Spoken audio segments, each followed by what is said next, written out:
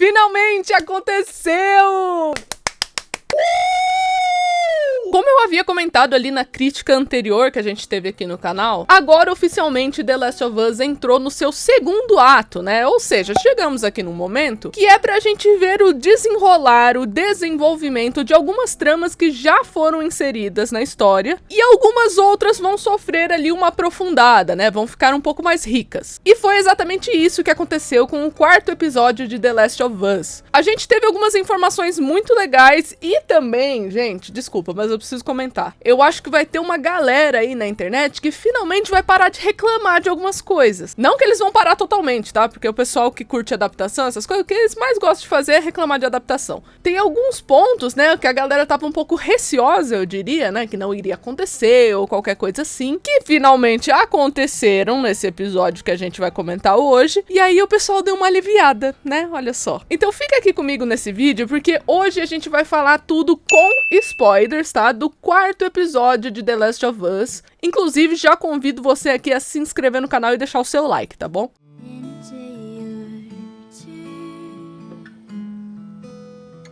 Oi pessoal, sejam bem-vindos a mais um vídeo do Plantão Geek. Eu sou a Miss Walker e hoje trazendo aqui pra vocês mais uma crítica semanal de The Last of Us, voltando aqui a relembrar vocês com um spoiler, tá? Então se você não assistiu o episódio ainda, vai lá, assiste e depois você volta pra esse vídeo. E é claro, confere aí se você é inscrito no Plantão Geek, porque eu sei que você tá aqui toda semana e você não se inscreve, né? Pelo amor de Deus, gente, chega, vai, se inscreve aí que eu dou um tempo pra você se inscrever, vai.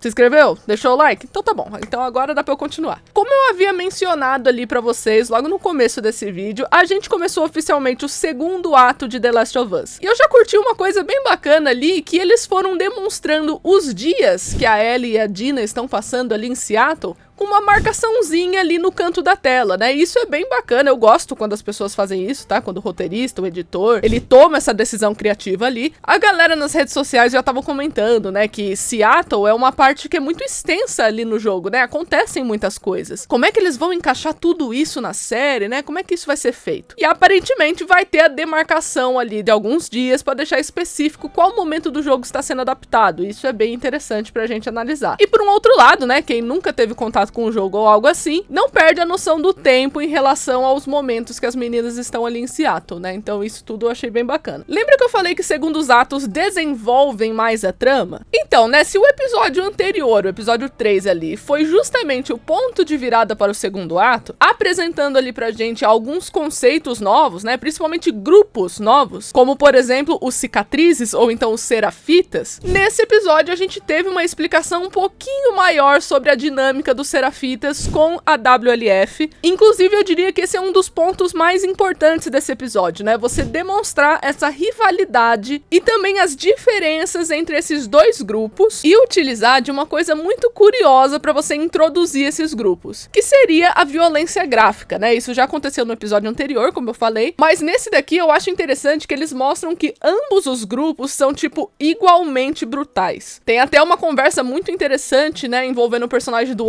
Isaac, que a gente já vai falar sobre ele, que ele comenta ali, né, com o Serafita, que ele tá praticamente torturando ali, que não tem nem como puxar a origem desse conflito, né, porque um acha que foi o outro o culpado, não, porque vocês mataram uma galera, não, mas vocês mataram a nossa galera primeiro, ah, mas vocês violaram o tratado, não, quem violou primeiro foi vocês. Então fica nesse ping-pong, um tentando jogar a culpa pro outro, que eu acho bem interessante, né, justamente pra mostrar que isso tem tanto tempo, que o pessoal sequer lembra quem começou o que aconteceu, só se sabe que eles são rivais. E que nós, como telespectadores, a gente não vai conseguir muito escolher um lado, a gente não vai conseguir ver qual grupo é mais bonzinho, qual grupo é mais maldoso, nem nada assim. Porque nesse mesmo episódio eles fizeram questão de mostrar pra gente o quão violento os dois grupos são. Tanto ali na tortura que acontece com o Serafita, né, que o Isaac tá ali entrevistando ele, digamos assim, né, tentando arrancar informação, e ele utiliza de métodos chocantes ali pra falar com o Serafita, né. Enquanto isso, no ponto de vista da Ellie e da Dina nesse episódio, a gente vê uma obra dos Serafitas ali, né? Que pendurou todo mundo numas cordas. Uma cena grotesca de se assistir ali, mas que exemplifica bastante essa questão da violência que eu havia citado. Inclusive, essa introdução da Ellie e da Dina no conflito vai ser fundamental pro resto da narrativa, né? Agora elas sabem exatamente quais são os grupos predominantes ali e que elas realmente caíram no meio de um conflito, né? Aos poucos elas estão vendo que nada é tão simples assim. Por exemplo, elas estavam pensando em invadir o lugar pra descobrir que na verdade os Serafitas já tinham invadido, já tinha matado uma galera, né? Então guardem essa informação porque ela possivelmente vai ser importante ali pros episódios seguintes que a gente vai ter aqui da série. Aproveitando que a gente citou o Isaac um pouco mais cedo, eu achei muito interessante a introdução desse personagem. Primeiramente que eu fiquei chocada de ver o Josh, do Drake e Josh ali no episódio, né? Eu fiquei olhando pra cara dele e falei, cara, é o carinha lá do Drake e Josh? Ah, será? Só que à medida que ele falava, eu ia reconhecendo, sabe? Eu falei, caraca, botaram o menino ali na série mesmo, gente, é o Josh. Mas enfim, voltando aqui pro Isaac, você vê como eles fazem a apresentação de uma caracterização de personagem muito importante, né? Pra quem não sabe, no cinema aí existe uma diferença entre a caracterização e o verdadeiro personagem. Inclusive, eu falo bastante disso no meu curso de Fundamentos da Narrativa, que vai estar aqui no card e também vai estar aí na descrição pra vocês darem uma olhada. Mas basicamente, quando você tem ali uma caracterização, seria tudo o que você vê, todas as coisas que aquele personagem parece fazer. Um exemplo que eu posso colocar aqui justamente na forma que The Last of Us apresentou, é você colocar o sargento do batalhão, né, o cara que tava ali reclamando da postura e da dinâmica dos seus soldados, ou seja, é um cara que é responsável por seus homens, que tá repudiando o comportamento deles, tá seríssimo, toda aquela coisa, ou seja, tá impondo um certo respeito ali, porque ele é o oficial superior, ele é o que está responsável, né, novamente tô batendo nessa tecla. Isso tudo é uma caracterização. E aí, quando é que a gente vê o verdadeiro personagem? Quando você coloca ele sob pressão. Como eu falei, é um conceito que já é apresentado em narrativa mesmo, e no momento que o Isaac é colocado sob pressão, ou seja, resolve esse problema com uma galera aqui que parou o nosso caminhãozinho, o que será que esse personagem vai fazer? Como é que ele vai agir estando sob pressão? Como eu havia comentado, a gente conhece esse verdadeiro personagem muito rápido, porque o Isaac simplesmente mata todos os seus subordinados, né? Ele joga umas granadas ali dentro, mata quase todo mundo, né? A única pessoa que se safa ali era um rapaz que não tava se juntando à dinâmica ali dos outros rapazes. Provavelmente era o mais novato de todos eles. Ele foi o único que o Isaac salvou. Então isso também mostra uma característica de doutrinação que o Isaac tem, né? Que é mostrado através do verdadeiro personagem, que por sua vez acontece nessa cena de introdução do episódio. Então eu achei realmente muito interessante a forma que foi apresentado esse líder tão importante pro resto da trama de The Last of Us, né? Com certeza a gente vai ver mais dele. Mas agora, gente, sabe de quem que eu quero falar? Sabe de quem eu quero falar mesmo, assim, de verdade? Da personagem Dina. Gente, o que é essa personagem que pra mim ela tá 1000 vezes melhor na série do que no jogo? Isso era uma coisa que eu havia mencionado em críticas anteriores, né? Que a Dina da série, diferente da Dina do jogo, ela não é criada ali pra ser um parzinho pra Ellie, pra ser uma companheira de jornada. Ela tem muitas características próprias, ela tem uma individualidade que é explorada frequentemente nos episódios. E esse foi um dos episódios que lembrou justamente a diferença aí da Ellie e da Dina. No caso, a Dina, ela é mais cabeça, ela é mais lógica. Inclusive, eu amei que eles recriaram uma cena que acontece lá no primeiro episódio, que a Dina começa a ouvir o barulho de alguns infectados e ela levanta só o dedinho assim, ó, contando quantos infectados ela tá escutando. Gente, eu acho isso sensacional, sabe? A menina parece que ela entra num momento assim dela, num transe sensacional. Acho sensacional. A Dina é uma personagem que você começa a prestar muita atenção no que ela tá falando, porque você sabe que a menina tá tendo propriedade. Isso, inclusive, cria um impacto no momento muito importante desse episódio, que muita gente tava esperando, né, pra ver como é que ia ser adaptado, que seria referente à imunidade da Ellie, né? O momento que a Dina descobre que a Ellie é imune. Pra quem não sabe, no jogo acontece através de esporos, né? Então a máscara da Ellie quebra e a Dina oferece a própria máscara assim pra Ellie, a Ellie não deixa, fica naquela confusão. Toma, a gente pode dividir. Não tira não, Dina, para! Ellie, para! Não! Ellie, não! Para! Não tô infectada! Eu sou imune!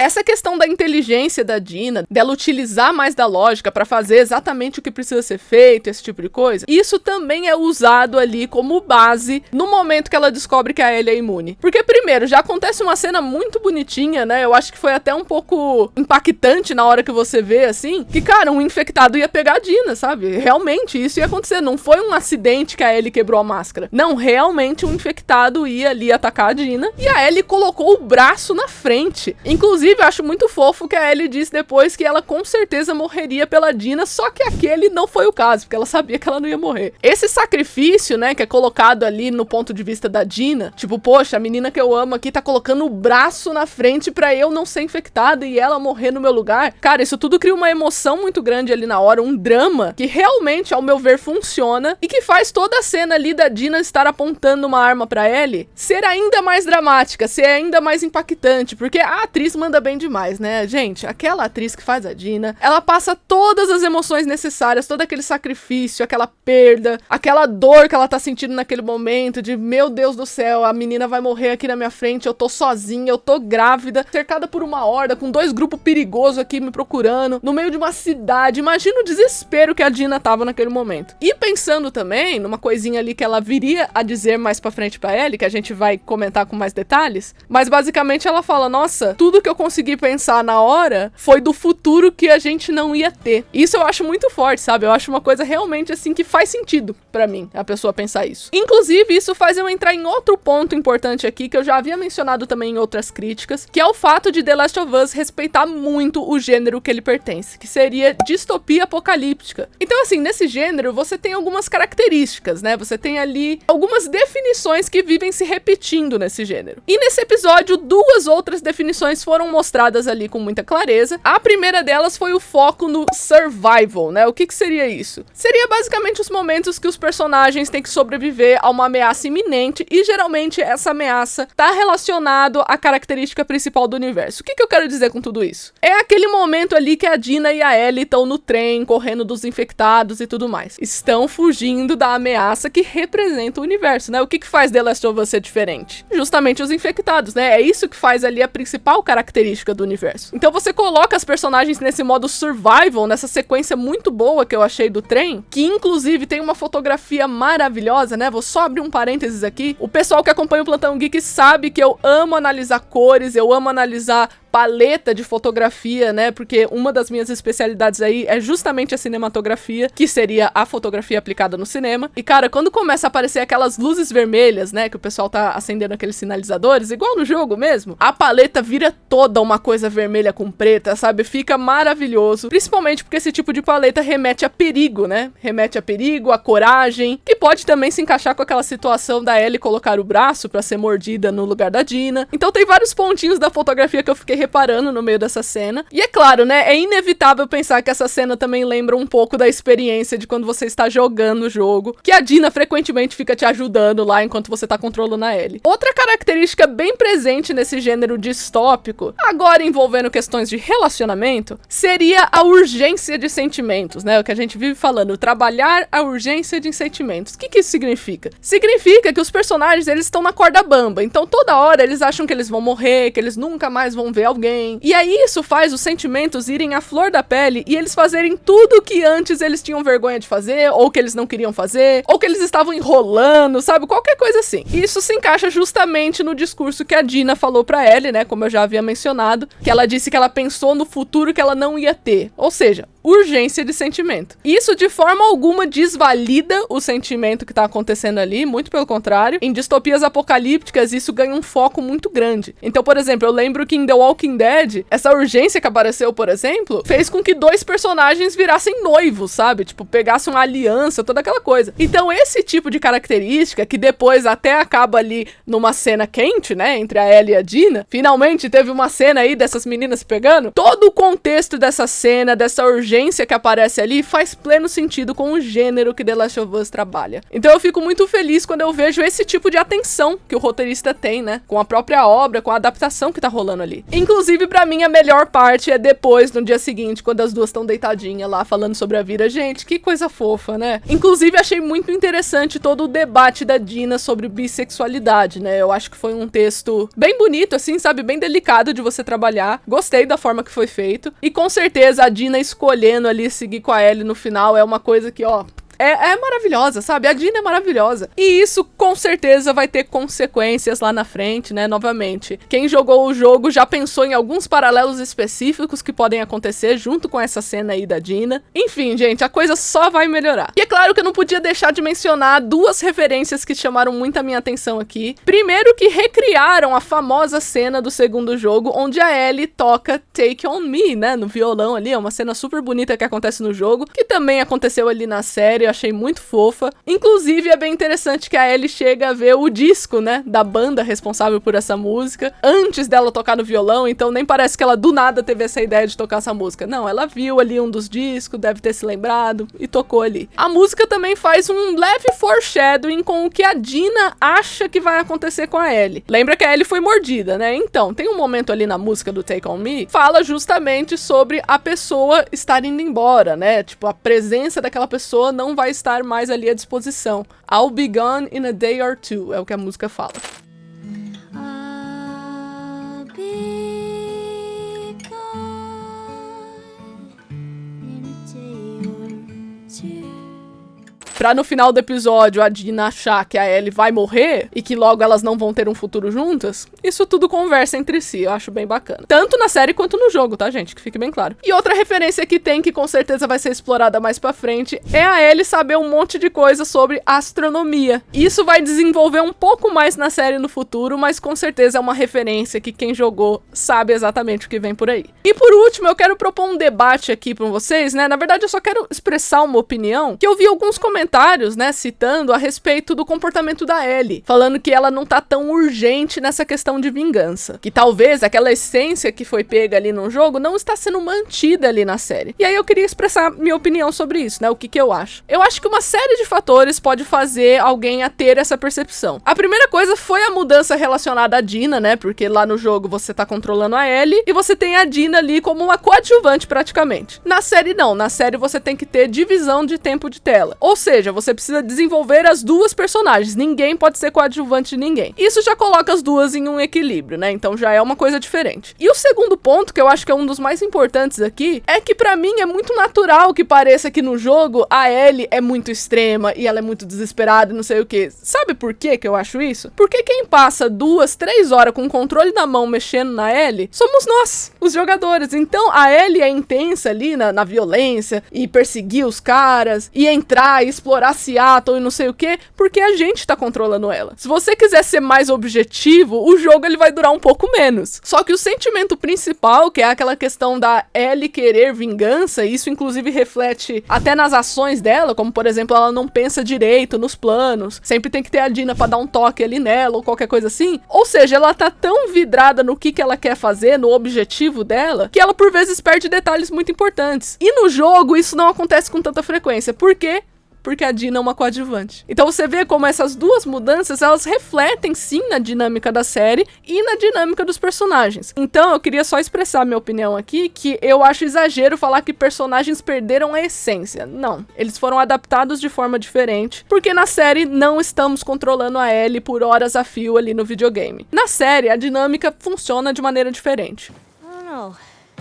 All these bodies are in Frederick here. Mas agora eu queria saber de vocês, né? Eu queria saber a opinião de vocês sobre isso. Vocês gostaram do episódio de domingo? Esse quarto episódio pra vocês foi mais legal ou foi pior do que o da semana passada? Comenta tudo aí embaixo que eu vou querer saber. Não se esquece de se inscrever no canal e deixar o seu like, porque isso me ajuda demais. E eu vejo vocês no próximo vídeo. Tchau!